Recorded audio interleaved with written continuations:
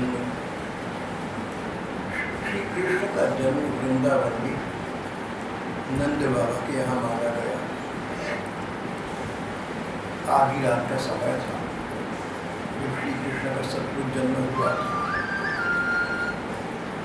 और प्रातः काल होने पर ब्रह्मवेला में यशोदा मैया ने अपने पास नवजात बालक कृष्ण को लिखा।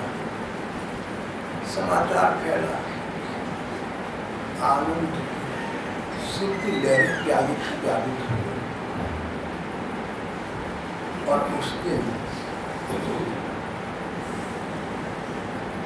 सारा दिन उत्सव मनाया गया, आनंदोत्सव नंद बाबा के यहाँ हुआ।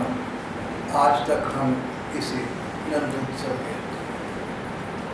नंद जी के यहाँ लाडली लाल के होने का उत्सव मनाया गया।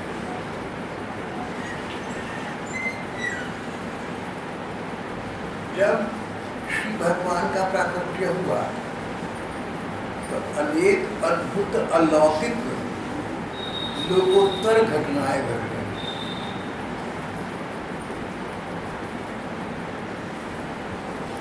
बहुत से भाई बहन जिन्होंने धर्म ग्रंथों का विशद अध्ययन नहीं किया है, ऐसा समझते हैं कि कृष्ण राम और कई महापुरुष वे सब एक जैसे हैं। श्रीमद् भागवत ने तत्व का दिग्दर्शन कराया। श्री कृष्ण की लीलाएं अलौकिक थी। अनेक महापुरुषों ने अपने जीवन काल में ऐसी लीलाएं की हैं, ऐसे कार्य किए जो साधारण नहीं थे, असाधारण थे।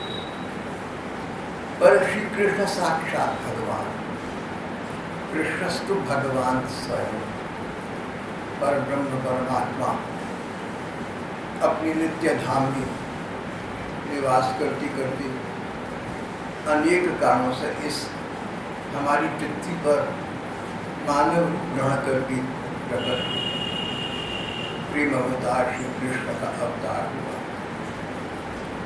जब श्री कृष्ण का जन्म हुआ, जब उनके जन्म का उत्सव मनाया जा रहा था, जन्मोत्सव मनाया जा रहा था, नंदोत्सव मनाया जा रहा था, तब अलौकिकता यहीं से आरंभ हुई। अलौकिकता अलौकिकता, लोक संसार, लौकिक सांसारिक, अलौकिक जो संसार में न होता है, अलौकिक। श्री कृष्ण की अलौकिकता का आरंभ उनके जन्म से और जन्मोत्सव से आरंभ हो गया। जब श्री कृष्ण का जन्म हुआ, जन्मोत्सव मनाया जा रहा था, तो सुंदर सुंदर फूल जिनके खिलने का मौसम नहीं था, अपने आप खिल गए।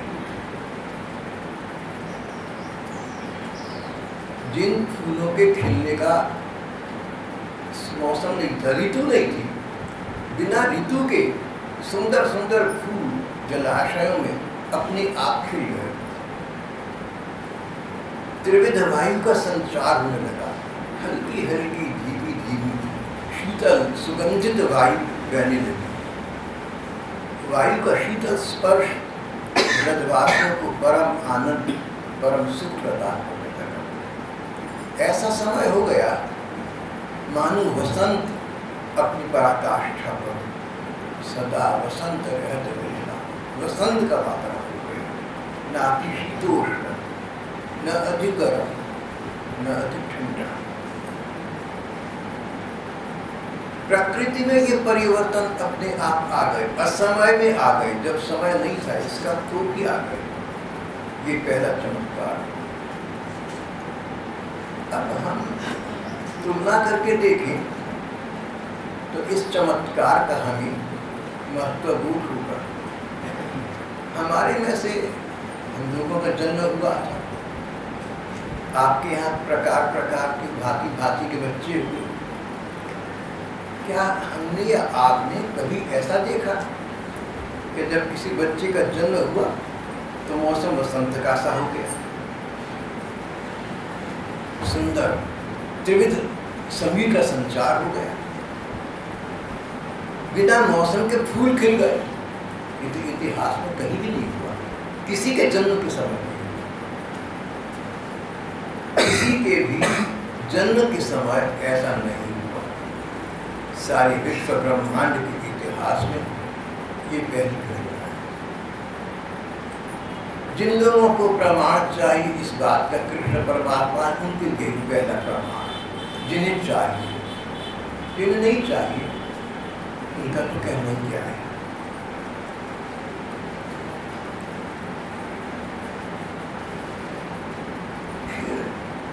जब श्री कृष्ण का षष्ठी मनाने का समय आया, छठी मनाने का समय आया, तो एक राक्षसी पूतना नाम की एक राक्षसी दूध पिलाने के नाम पर बाल कृष्ण को 5-6 दिन के बच्चे को प्रवेश पान कराने आई। 5-6 दिन के शिशु कृष्ण के प्राण पी लिए, उसका निर्जीव शरीर नीचे गिर पड़ा। ये निर्जीव शरीर कैसा था? कथाकार कहते हैं इसने, इस शरीर ने जब नीचे गिरने लगा, पूतना के विशाल काय शरीर ने नीचे गिरते गिरते 18 किलोमीटर के पेड़ों को नीचे कुचल डाला। 18 किलोमीटर पेड़ों को नीचे कुचल डाला। 5-6 दिन का बालक था। संसार के इतिहास में ऐसी दूसरी घटना कदाचित आपने नहीं पढ़ी सुनी। क्या था उस बालक में?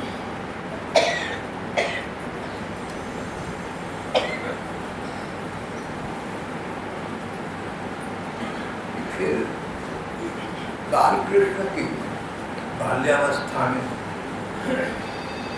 पूतना का भाई बकासुर आया। ये भी उतना ही विशालकाय था, उतना ही भयंकर था, उतना ही दुर्दम्य था, बगुला बनकर आया। एक अन्य दैत्य पूतना और बकासुर की भांति आया। इसको त्रिनासुर कहा गया है। आंधी, बवंडर, तूफान चारों ओर फैला दी, और उस तूफान में किसी को कुछ दिखे नहीं। एक इतने बड़ा विशालकाय दैत्य बछड़ा बनकर आया, एक गधा बनकर आया। ऐसे ऐसे असुर थे जिन सबका भगवान ने उद्धार कर दिया,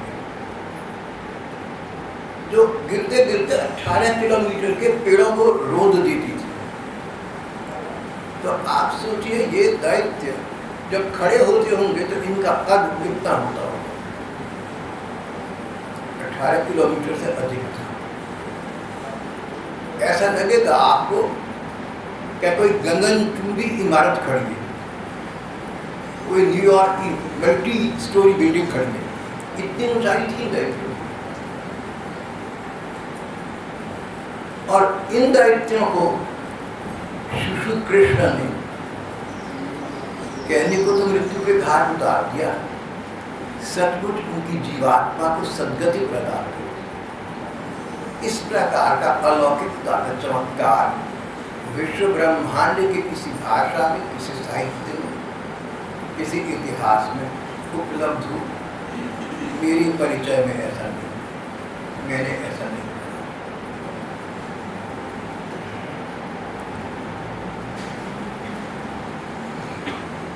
एक नाग था, इसे काली नाग कहते थे। इसने यमुना जी के एक स्थान में अपना निवास बना लिया। दूर दूर तक का पानी इतना विषैला हो गया, इतना कड़वा हो गया, इतना जहरीला हो गया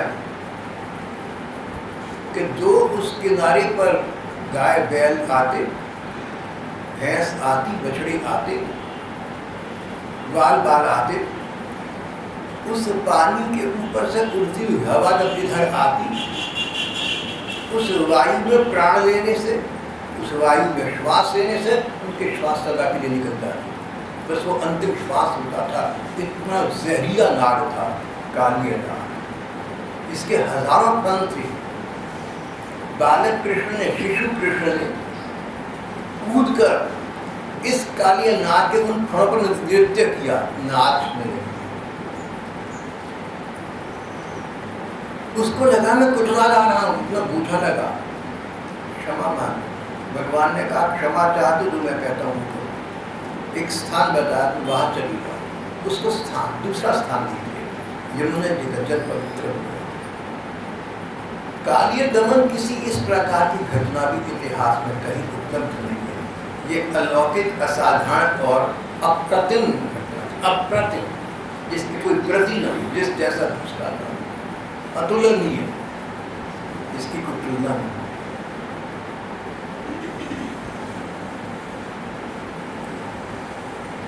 बालक कृष्ण, शिशु कृष्ण ने एक बार छोटी सी बैलगाड़ी पर एक छकड़ी पर बैठे, पार उछाला, छकड़ा उलट गया, बहुत सामान रखा था, गिर बिखर गया। देखते देखते दो देव पुरुष बाहर निकले, उन्होंने श्री कृष्ण को प्रणाम किया। छोटे से बाल कृष्ण को दो देव पुरुषों ने प्रणाम किया, प्रणाम करके अपने स्थान पर चले गए।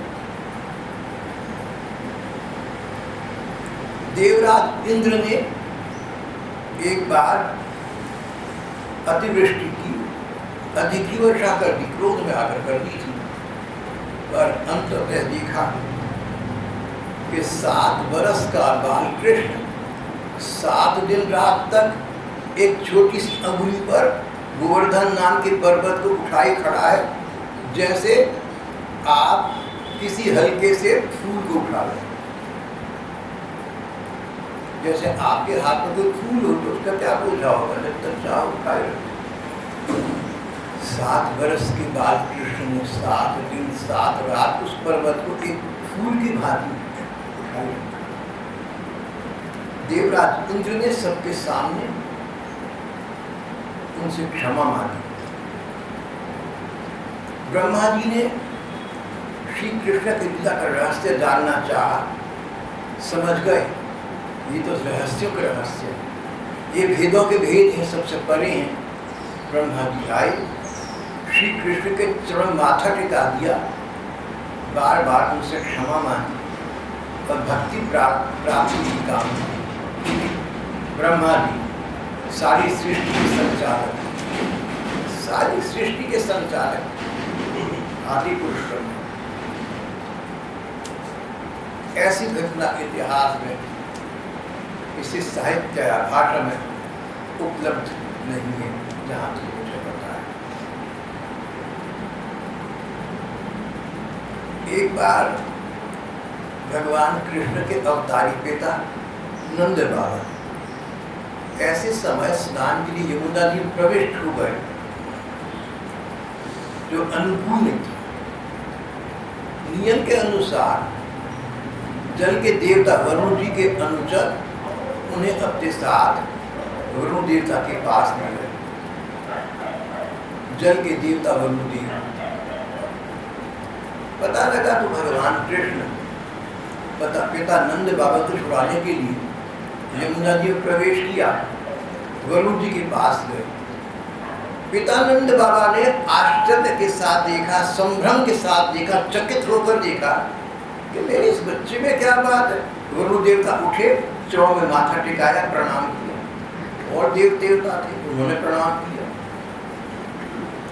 4 वेद मूर्तिमान होकर उनकी स्तुति कर रहे थे।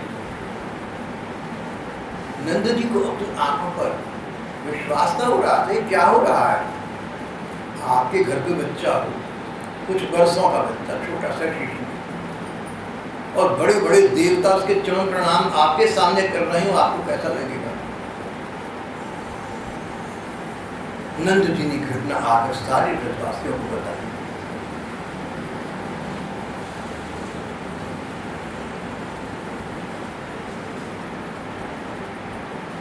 एक बार रात का समय था,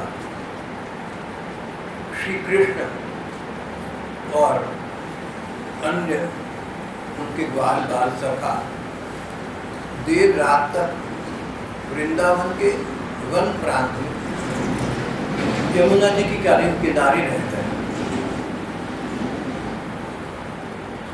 और भी ब्रजवासी आए हुए, सोचा देर हो गई, यही रहना चाहिए।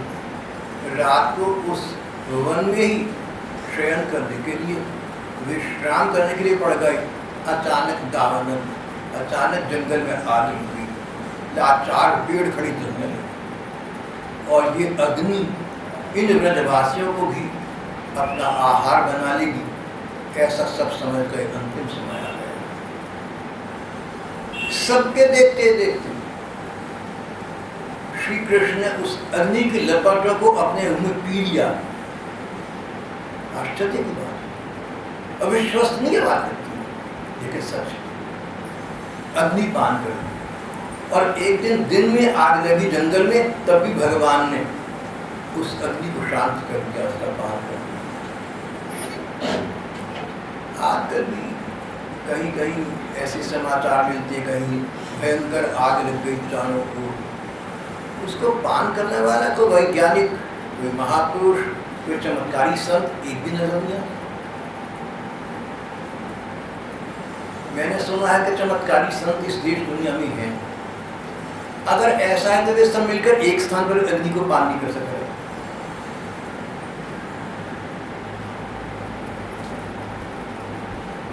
विज्ञान वेदता बड़े बड़े काम कर रहे हैं सबके सामने, लेकिन कोई विज्ञान वेदता ऐसा हल नहीं निकाल सके कि जंगल में आग लग जाए तो उसको वहीं शांत करे।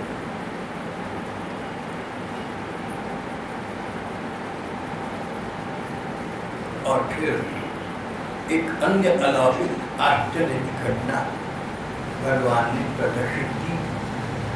सारे ब्रजवासियों को अपने नित्य धाम का दर्शन कराया। भगवान अपने परम धाम से अवतार लेकर इस पृथ्वी पर आए थे। जिस परम धाम से आए थे उस परम धाम का दर्शन कराया। ब्रजवासी देखते रह गए। सारा शहर आश्चर्य से दिख रहा था सामने भगवान का परम धाम, नित्य धाम। यद्गत्वा न निवर्तन्ते, जहाँ से जाकर फिर वापस नहीं आना पड़ता। न तद् भासयति न शशांको न पावकः।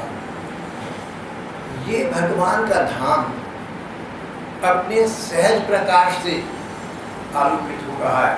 इसमें सूर्य देव की आवश्यकता नहीं है। छिटकती चांदनी के लिए चंद्रमा की आवश्यकता है। स्वयं संजात, सब कुछ अपने आप चल रहा है। किसी रिमोट कंट्रोल का आश्रय नहीं लेना पड़ता। मन में विचार आया, जो आया सो हो गया। प्रकृति परमात्मा की चमचीरी है। जो भगवान चाहते, जो मन में संकल्प उठता है, उनकी इच्छानुसार सब कुछ स्वयं करती है। इतना कुछ हो गया, इतना कुछ हो गया, इतने चमत्कार हो गए, अलौकिक, अप्रत्यक्ष, अभूतपूर्व। न भूतो न भविष्यति, न ऐसे कभी हुए थे पहले, न आगे कभी। अवर्णनीय, शब्दातीत, ऐसे चमत्कार।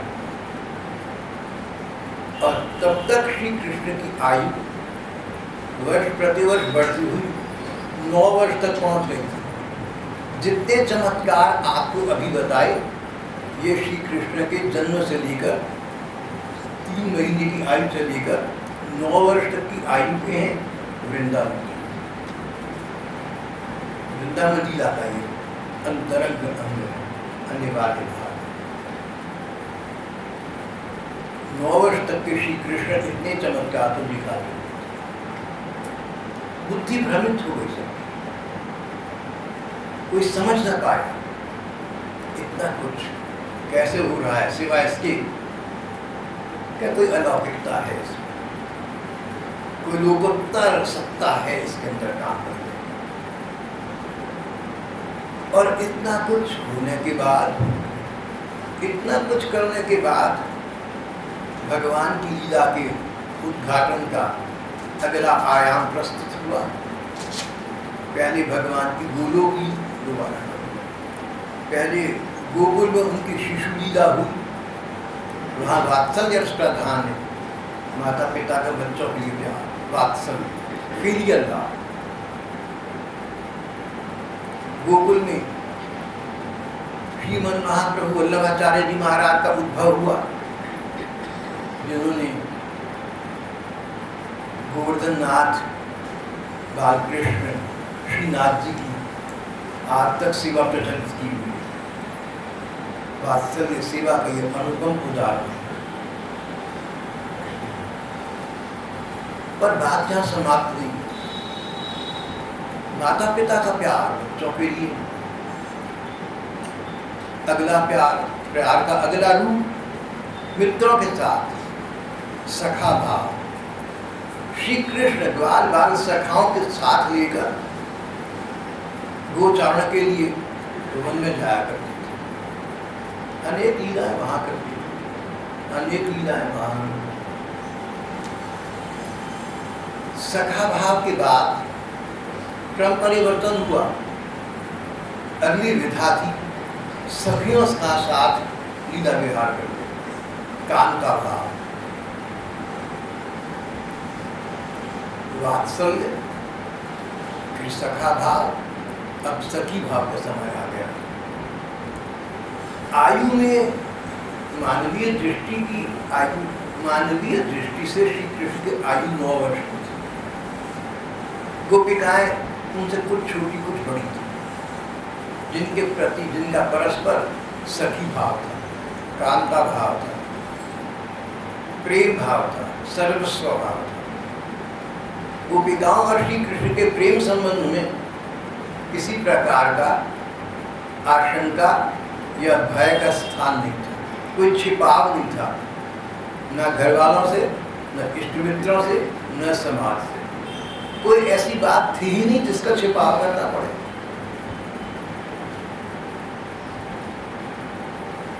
श्री कृष्ण 9 वर्ष के हुए, जानते थे कि वृंदावन की गोपिकाएं मेरे प्रति अगाध अनुराग रखती। यद्यपि जसोदा नंद अरु ग्वाल बाल सब धन्य। यद्यपि जसोदा नंद अरु, जसोदा यशोदा, नंद नंद बाबा कृष्ण के माता पिता। यद्यपि जसोदा नंद अरु ग्वाल बाल उनके सखा मित्र सब धन्य, सब धन्य है। तदपि ताते जा ब्रज धाम में, लेकिन सारे ब्रज भूमि में गोपी भई अनन्य, गोपी जैसी कोई अन्य भाव वाली भक्ता। गोपिकाओं तो सबसे परे हैं, इनकी मुकुटमणि। गोपिकाओं का श्री कृष्ण के लिए अनुराग अद्भुत विचित्र था। उसकी चर्चा करें तो समय पर समय व्यतीत होता जाएगा। ग्रंथ भरे पड़े हैं, जब तब करते ही रहते हैं किसी भाषा में। गोपिकाओं का श्री कृष्ण के प्रति अगाध अनुराग था। जिन भक्तों ने न जाने पिछले कितने जन्मों में, जन्म के बाद जन्म होते गए, साधना करते गए श्री कृष्ण को सर्वस्व प्राप्त करने, सर्वस्व श्री कृष्ण पति हूँ, श्री कृष्ण प्रियतम हूँ, सब सारे संबंध हमारे श्री कृष्ण के साथ सर्वस्व समर्पण के भाव से जो भक्त पिछले युगों में, पिछली शताब्दियों में, जन्म जन्म में श्री कृष्ण की पिपासा से ग्रस्त त्रस्त थे, सबके सब एक साथ मिलकर यहाँ वृंदावन में जन्म दिए गए थे। इसीलिए कि श्री कृष्ण अवतार लेंगे और अवतार लेकर उनकी पिपासा का अपना से शमन करेंगे। वो समय आ गया था।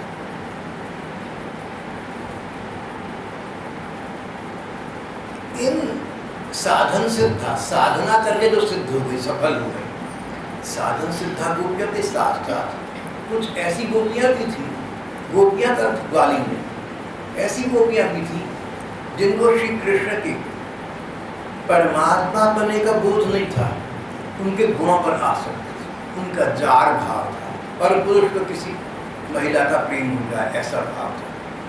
पर भले उनका श्री कृष्ण के गुणों को देखकर प्रेम हो गया था, न जानते हुए कि कृष्ण परमात्मा है। कृष्ण परमात्मा तो थे ही, जाने या ना जाने थे तो ना। जैसे पानी में हाथ डालो, ये पता ना हो कि गीला कर देगा, लेकिन गीला तो करेगा। पता ना हो कि अग्नि जलाएगी, हाथ से स्पर्श करो हाथ जलेगा। सत्य वस्तु भाव की अपेक्षा में। तो जिन गोपिकाओं ने श्री कृष्ण के गुणों से आसक्त होकर परमात्मा न जानते वो उनको प्यार दिया, उनको क्या पता था कि प्यार तो परमात्मा से कर देंगे। और भगवान का ये स्वभाव, भगवान की लीला, जो उनसे जैसा प्यार करता है वो उन जैसा बन जाता है। भगवान के साथ प्रेम का संबंध किसी भी प्रकार के भाव से, मित्रता से हो, वात्सल्य से, कांता भाव से, नाशवान व्यक्ति को, नाशवान अपने प्रेमी को भगवान अपने जैसा अविनाशी बना देते हैं। ग्रंथों में लिखा है कि भगवान के नित्य धाम में जगह बनी हुई है उन भक्तों के लिए जिनकी आसन, जिनकी सीट खाली पड़ी है।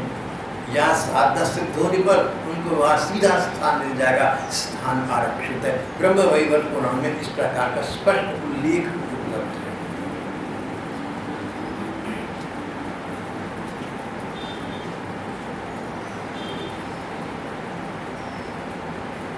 नौ वर्ष के श्री कृष्ण हुए, अपने आप को जानते थे मैं भगवान परमात्मा हूँ, त्रिकालज्ञ थे, सर्वज्ञ थे, अंतर्यामी थे, सबके मन की बात को जानते थे। गोपिकाओं के मन की बात को तो जानते ही जानते थे। एक बार शरद पूर्णिमा, शरद ऋतु का समय था, पूर्णिमा की तिथि थी, रात को 10:30 लगभग का समय था, चांदनी छिटक रही थी। भगवान ने वंशी में स्वर भरकर गोपिकाओं को अपने पास आने के लिए पुकारा, उन्हें बुलाया। जो गोपी के घरों में जैसी बैठी थी, सारा काम छोड़कर भागकर श्री कृष्ण ने हमें याद किया, भागी चली गिच्चों में भागी।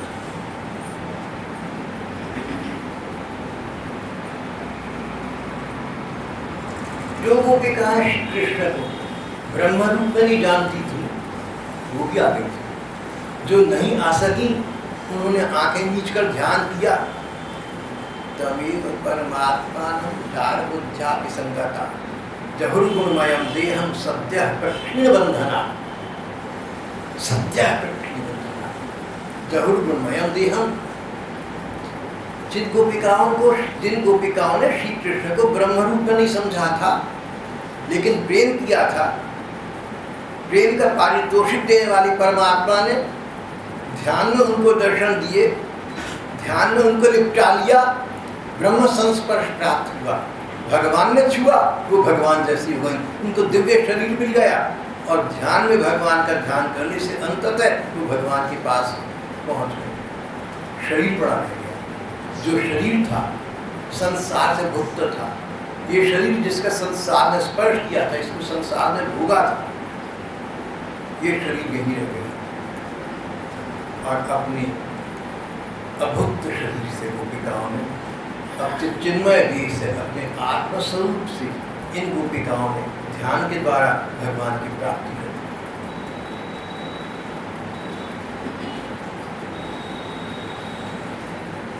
फिर निशम्य गीतम तदनंदवर्धनम प्रस्तिया कृष्ण गीत मानसा आज पुरन्योन्यवलक्षितोद्यमाशयत्र कांतु जगरूल कुंडला। गोपिकाएं भागी कृष्ण के चरण प्रांत पर पहुंच गए। प्रश्न हुए, उत्तर हुए, हास पर यह हास हुआ। और फिर भगवान ने गोपिकाओं के साथ रास किया। भगवान ने गोपिकाओं के साथ रास किया, उनका अंगस्पर्श किया, गले लगा लिया, हृदय से लगा लिया, प्यार किया, पुचकारा, सब कुछ हो गया। इतना कुछ हो गया कि कहा इसे रास कहते हैं। नृत्य हुआ, संगीत हुआ, सारा पिकनिक हो गया। ये रास कहाँ हुआ? ये कहीं बंद कमरे में नहीं हुआ, किसी 5 स्टार में किराया कमरे चुपचाप अंदर से कुंडे बंद करके नहीं हुआ। ये हुआ यमुना नदी के किनारे खुले में, जो चाहो आओ और देखो। देवता और देवीगण आसमान में ऊपर उतारा, ऐसा वातावरण बदल गया। सारे ब्रह्मांड का वातावरण इतना पवित्र, इतना पुनीत, इतना सुशीतल, इतना स्निग्ध हो गया कि देवी देवताओं ने कहा क्या हो रहा है। और देवी देवताएं अपने लोगों से उतरकर अपने विमानों में बैठकर आकाश में उतर आए और भगवान की गोपिकाओं के साथ ही रास की लीला दिख रही थी।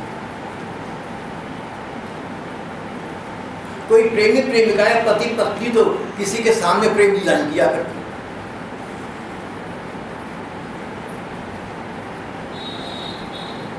भगवान का गोपिकाओं का प्रेम इस प्रकार का था ही नहीं, जो साधारण पति पत्नी में होता है, जो साधारण प्रेमिका और प्रेमी में होता है। ये फिल्मी लव नहीं था, तो अलौकिक प्यार था। शरीर तो इस प्यार के प्रदर्शन का, अभिव्यक्ति का एक माध्यम था। जब शरीर छूट गए, ये प्यार तब भी बना रहा। जब गोपिकाओं ने शरीर त्याग दिए, उसके बाद श्री कृष्ण और गोपिकाओं की जीवात्माएं, इनके स्वरूप भगवान के नित्य धाम में आज भी वही यही रास कर रहे हैं। जिस रास का वर्णन हम यहाँ कर रहे हैं, पढ़ रहे हैं, इसको 5,500 वर्ष हो गए। 5,500 वर्ष के बाद गोपी और कृष्ण का रास नहीं हुआ, ऐसा नहीं है। हमारे मानवीय इतिहास में नहीं हुआ सो तो है, पर भगवान के धाम में तो ये रास सतत हो रहा है, नित्य हो रहा है। रस का उद्घाटन हो रहा है, रस का आस्वादन हो रहा है, रस का आदान प्रदान हो रहा है।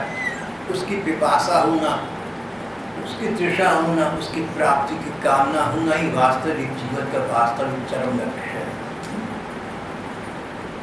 उसी की याचना करनी चाहिए, उसी की प्राप्ति की प्रार्थना मन में होनी चाहिए, तदनुकूल वाणी और व्यवहार होनी चाहिए।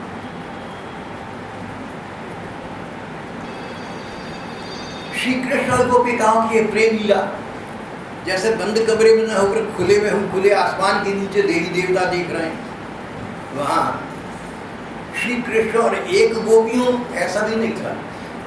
गोपियां हजारों हजारों थी और श्री कृष्ण हजारों रूपों में प्रकट हो गए थे।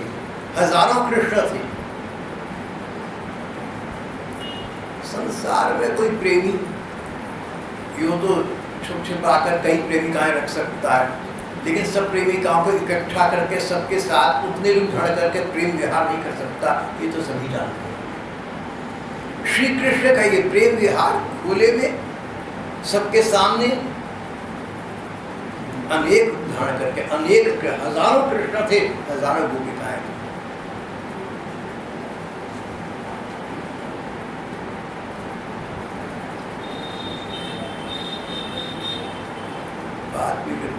आती हैं बहुत बाद में।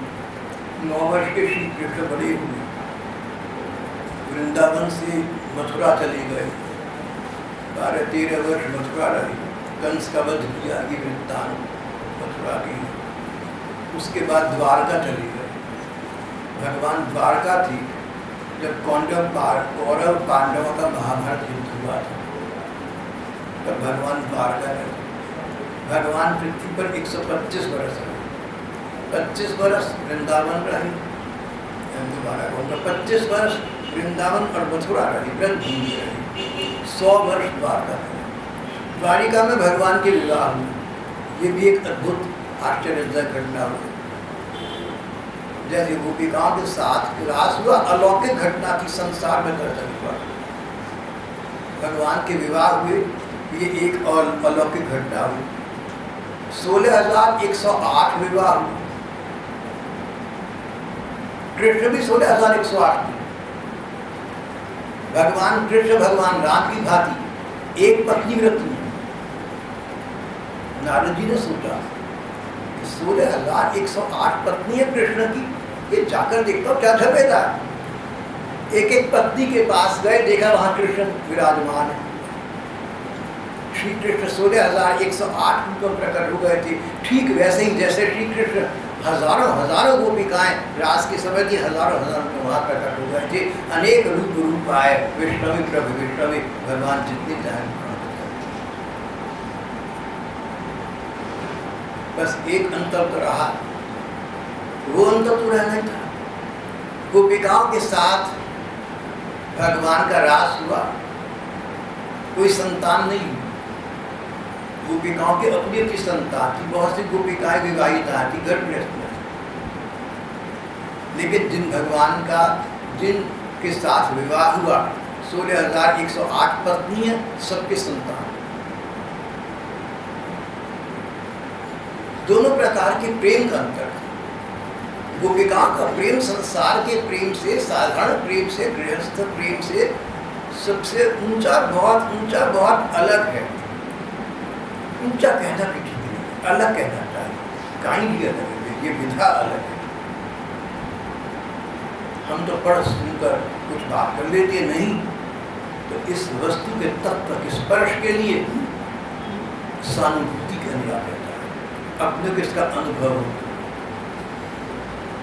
गोपी कृष्ण प्रेम को पढ़कर सुनकर कहना समझाना एक बात, अपना अनुभव होना बहुत अलग बात। गोपी प्रेम अनुभव बन गए।